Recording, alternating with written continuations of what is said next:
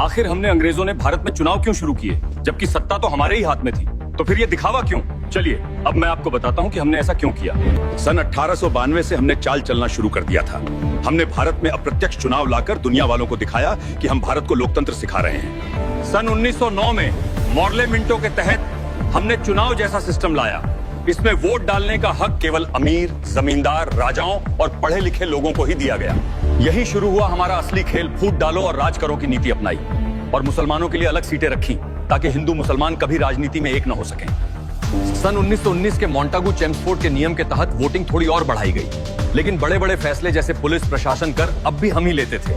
सन 1935 के अधिनियम में प्रांतीय सरकारें बनी, चुनाव और वोटिंग थोड़ी और बढ़ाई गई, लेकिन आखिरी बड़ा अधिकार गवर्नर के पास रखा गया। सत्ता की चाबी अभी भी हमारे हाथ में ही रही। आखिरी में जिस सीमित चुनावी सिस्टम से हमें बचाना था, उसी ने ही भारतीयों को राजनीति सिखा दिया और आगे चलकर वही हमारे लिए खतरा बन बैठा। हम भारत